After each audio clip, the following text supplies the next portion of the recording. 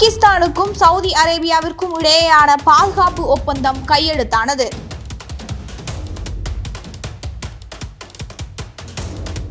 இனி இரண்டு நாடுகளில் ஏதேனும் ஒன்றின் மீது தாக்குதல் நடத்தப்பட்டாலும் அது இரண்டு நாடுகளின் மீது நடத்தப்பட்ட தாக்குதலாகவே கருதப்படும்.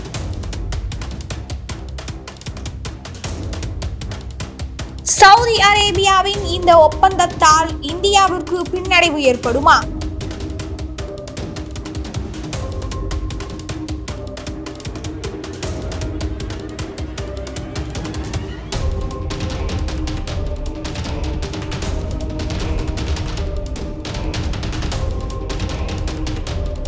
பாகிஸ்தானை தாக்கினால் இனி சவுதி அரேபியா பாதுகாப்பு அரணாக நிற்கும். சவுதி அரேபியாவிற்கும் அணுசக்தி நாடான பாகிஸ்தானுக்கும் இடையே கடந்த புதன்கிழமையன்று பரஸ்பர பாதுகாப்பு ஒப்பந்தம் ஒன்று கையெழுத்தாகியுள்ளது. கத்தாரின் தலைநகரான தோஹாவில் இஸ்ரேல் தாக்குதல் நடத்திய பிறகு இந்தியாவிற்கும் பாகிஸ்தானுக்கும் இடையே ஒரு ராணுவ மோதல் நடந்த சில மாதங்களுக்கு பிறகும் இந்த ஒப்பந்தமானது இரு நாடுகளுக்கு கையெழுத்தானது. எனவே இந்த ஒப்பந்தம் இரு நாடுகளுக்கும் முக்கியமானது என்று கருதப்படுவது மட்டுமல்லாமல் இது மேற்கு ஆசியா மற்றும் தெற்கு ஆசியாவில் தாக்கத்தை ஏற்படுத்தும் என்றும் கூறப்படுகிறது. பாகிஸ்தான் பிரதமரான ஷபாஸ் ஷரீப் செப்டம்பர் 17 அன்று சவுதி அரேபியா சென்றடைந்தார். சவுதி அரேபியா மற்றும் பாகிஸ்தான் வெளியிட்ட கூட்டு அறிக்கையில் பட்டத்து இளவரசர் முகமது பின் சல்மான் ஷபாஸ் ஷரீப்பிற்கு அழைப்பு விடுத்ததாக கூறப்பட்டுள்ளது. இந்த கூட்டு அறிக்கையில் பாகிஸ்தான் பிரதமர் மற்றும் சவுதி அரேபிய பட்டத்து இளவரசர் ஒருவர் உத்தி ரீதியான பரஸ்பர பாதுகாப்பு ஒப்பந்தத்தில் கையெழுத்திட்டுள்ளனர். இரு நாடுகளுக்கும் எந்த ஒரு தாக்குதலுக்கும் எதிராக ஒன்றிணைந்து செயல்படும். இரு நாடுகளில் ஏதேனும் ஒன்றுக்கு எதிராக ஒரு தாக்குதல் நடந்தால் அது இரு நாடுகளுக்கு எதிரானதாக கருதப்படும் என்று கூறப்பட்டுள்ளது. இத்தகைய சூழ்நிலையில் எதிர்காலத்தில் இந்தியா பாகிஸ்தானுக்கு எதிராக ஆபரேஷன் சிந்தூர் போன்ற நடவடிக்கை எடுத்தால் சவுதி அரேபியா பாகிஸ்தானுக்கு ஆதரவாக வருமா என்ற கேள்வி எழுகிறது. சவுதி அரேபியாவில் இந்தியாவின் முன்னாள் தூதராக இருந்த தல்மிஸ் அகமதிடம் இந்த கேள்வியை கேட்டபோது தற்போது இது இந்தியாவுக்கு பெரிய பின்னடைவாக தெரியவில்லை, ஆனால் நீண்ட கால நோக்கில் பார்த்தால் இது இந்தியாவுக்கு எந்த வகையிலும் நல்லதல்ல என்று கூறினார். வளைகுடா நாடுகள் தங்களின் பாதுகாப்பிற்காக பாகிஸ்தான், துருக்கி மற்றும் சீனாவை நோக்கி திரும்புகின்றன. இந்த மூன்று நாடுகளுக்கும் இந்த பகுதியில் மிகவும் முக்கியத்துவம் வாய்ந்தவையாகிவிட்டன. ஆபரேஷன் சிந்தூர் நடத்தும் போது இந்த மூன்று நாடுகளும் இந்தியாவுக்கு எதிராக அணி திரண்டன. எனவே இது இந்தியாவுக்கு ஒரு பின்னடைவுதான் என்று தல்மிஸ் அகமது கூறினார். தெற்காசியாவின் புவிசார் அரசியலில் ஆழ்ந்த கவனம் செலுத்தி வரும் மைக்கேல் குகல்மன் எக்ஸ் தளத்தில் பாகிஸ்தான் ஒரு புதிய பரஸ்பர பாதுகாப்பு ஒப்பந்தத்தை ஏற்படுத்திக் கொண்டது மட்டுமல்லாமல் இந்தியாவின் முக்கிய பங்குதாரராக இருக்கும் ஒரு நாட்டுடன் இந்த ஒப்பந்தத்தை செய்துள்ளது. இந்த ஒப்பந்தம் இந்தியா பாகிஸ்தானை தாக்குவது தடுக்காது, ஆனால் மூன்று முக்கியமான சக்திகளான சீனா, துருக்கி மற்றும் பாகிஸ்தான் இப்போது ஒன்றாக இணைந்து விட்டன. பாகிஸ்தான் இப்போது மிகவும் நல்ல நிலையில் உள்ளது என்று எழுதினார். இந்த ஒப்பந்தம் குறித்து இந்தியாவின் வெளியுறவு அமைச்சகமும் கருத்து தெரிவித்துள்ளது. கடந்த வியாழக்கிழமை அன்று வெளியுறவு அமைச்சகம் வெளியிட்ட அறிக்கையில் இந்த ஒப்பந்தம் இந்தியாவின் தேசிய பாதுகாப்பு, பிராந்தியத்தை மற்றும் உலக அமைதி மீது ஏற்படுத்தும் தாக்கத்தை நாங்கள் ஆய்வு செய்வோம். இந்தியாவின் தேசிய நலன்களை பாதுகாக்க அரசு உறுதி பூண்டுள்ளது என்று கூறப்பட்டுள்ளது. அதாவது இந்தியாவும் தேசிய பாதுகாப்பு மீதான தாக்கத்தை பற்றி பேசுகிறது. இந்தியாவின் முன்னாள் வெளியுறவு செயலாளர் கன்வல் சிபல் இந்த நிலைமையை மிகவும் தீவிரமாக பார்க்கிறார். கன்வல் சிபல் எக்ஸ் தளத்தில் இந்த ஒப்பந்தம் சவுதி அரேபியாவின் நிதி பாகிஸ்தான் ராணுவத்தை வலுப்படுத்த பயன்படுத்தப்படும் என்பதை குறிக்கிறது. இஸ்ரேலுக்கு எதிராக அரபு நாடுகள் அணுசக்தி பாதுகாப்பை வழங்குவது பற்றிய பாகிஸ்தான் வெளிப்படையாக பேசுகிறது என்று எழுதினார். பாகிஸ்தான் மற்றும் சவுதி அரேபியாவின் கூட்டணி புதியது அல்ல, ஆனால் தற்போது கூட்டணி இந்தியாவுக்கு அதிக பிரச்சனைகளை ஏற்படுத்தலாம் என்று கூறப்படுகிறது.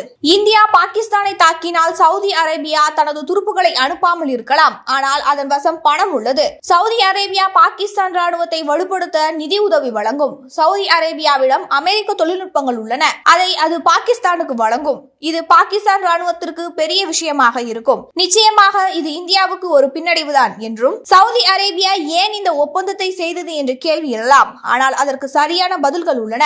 முதலாவதாக வளைகுடா நாடுகள் இப்போது அமெரிக்காவை நம்பவில்லை. இரண்டாவதாக ஆபரேஷன் சிந்தூர் நடந்தபோது பாகிஸ்தான் இந்தியாவின் தாக்குதலுக்கு மிகவும் வலுவாக எதிர்கொண்டது. அதனால் பாகிஸ்தான் ஒரு முழுமையான நாடாக உருவெடுத்தது. தனது இடத்தை இழந்து வந்த பாகிஸ்தான் மீண்டும் முக்கியத்துவம் பெற்றுள்ளது. மறுபுறம் இந்த பகுதியில் இந்தியாவின் தாக்கம் எங்கும் காணப்படவில்லை என்றும் கூறினார். இதுகுறித்து பேசியுள்ள உக்தி விவகார நிபுணரான பிரம்மா சலனின் தனது எக்ஸ் தள பக்கத்தில் மோடி பல ஆண்டுகளாக சவுதி அரேபியாவை சமாதானப்படுத்த முயற்சித்துள்ளார். சவுதியுடன் உறவுகளை ஒரு உத்தி ரீதியிலான கூட்டாளி நிலைக்கு கொண்டு சென்றுள்ளார். இப்போது மோடியின் பிறந்த நாளில் சவுதி பட்டத்து இளவரசர் ஒரு மோசமான ஆச்சரியத்தை அளித்துள்ளார். இப்போது சவுதி மற்றும் பாகிஸ்தான் இரண்டில் ஒன்று தாக்கப்பட்டாலும் அது இருவரும் தாக்கப்பட்டதாக கருதப்படும் என்று கூறியுள்ளார். சவுதி அரேபியாவின் அப்போதைய பாதுகாப்பு அமைச்சர் இளவரசர் சுல்தான் பின் அப்துல் அலீஸ் அல் சவுத் 1998 ஆண்டில் பாகிஸ்தான் அணு சோதனை நடத்திய உடனேயே இஸ்லாமாபாத் சென்றடைந்தார். அவர் பாகிஸ்தானின் அணு மற்றும் ஏவுகணை தளங்களை பார்வையிட்டார். அப்போது அமெரிக்க அதிபரான பில் கிளின்டனும் உடனிருந்தார். சவுதி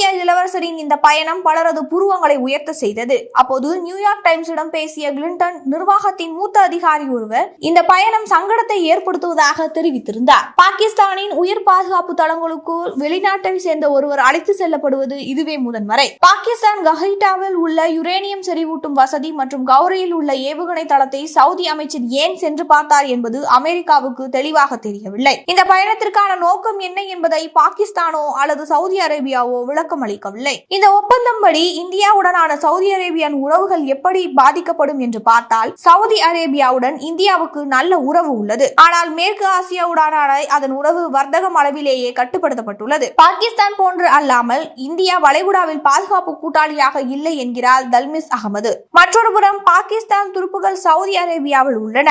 ஏமன் உடனான எல்லையொட்டிய சவுதி அரேபியாவில் பாகிஸ்தான் துருப்புகள் நிறுத்தப்பட்டுள்ளன. இந்தியாவின் தலைமை உள்நாட்டு அரசியல் ஆர்வத்துடன் இருப்பதாக நினைக்கிறேன். உலகம் முழுவதும் பல விஷயங்கள் நடைபெறுகின்றன, ஆனால் அவற்றில் இந்தியா எங்கும் இல்லை என்று கூறுகிறார் தல்மில் அகமது. வளைகுடா நாடுகளின் அமெரிக்கா மீதான அவநம்பிக்கை அதிகரித்து வருவதாக மேற்கத்திய ஊடகங்களில் சொல்லப்படுகின்றன. அதன் விளைவாக இந்த பிராந்தியத்தில் உள்ள நாடுகள் பாதுகாப்பாக பாகிஸ்தான், சீனா, துருக்கி மற்றும் மற்ற நாடுகளுடன் நோக்கி செல்கின்றன. செப்டம்பர் 9 அன்று தாகாவில் இஸ்ரேல் தாக்குதல் நடத்தியதை அடுத்து தங்கள் பாதுகாப்பிற்காக அமெரிக்காவை நம்பலாமா என்பது குறித்த வளைகுடா நாடுகள் பெரிதும் கேள்வி எழுப்பி வருகின்றன. பாகிஸ்தானுடனான பாதுகாப்பு ஒப்பந்தம் தொடர்பாக ராயல் செய்தி முகமையில் பேசிய சவுதி அரேபிய அதிகாரி ஒருவர், இந்த ஒப்பந்தம் பல ஆண்டுகளாக பேச்சுவார்த்தையில் விளைவால் நடந்தது. இது எந்த ஒரு குறிப்பிட்ட சம்பவம் அல்லது குறிப்பிட்ட நாடுகளுக்கான விளைவாக பார்க்க கூடாது. இரு நாடுகளுக்கும் இடையே ஏற்கனவே வலுவான உறவு உள்ளது என்று கூறினார். இதனையொட்டி தாகாவில் ஹமாஸ் தலைவர்களின் வான்வெளி தாக்குதல் மூலம் இஸ்ரேல் கொல்ல முயற்சித்தது.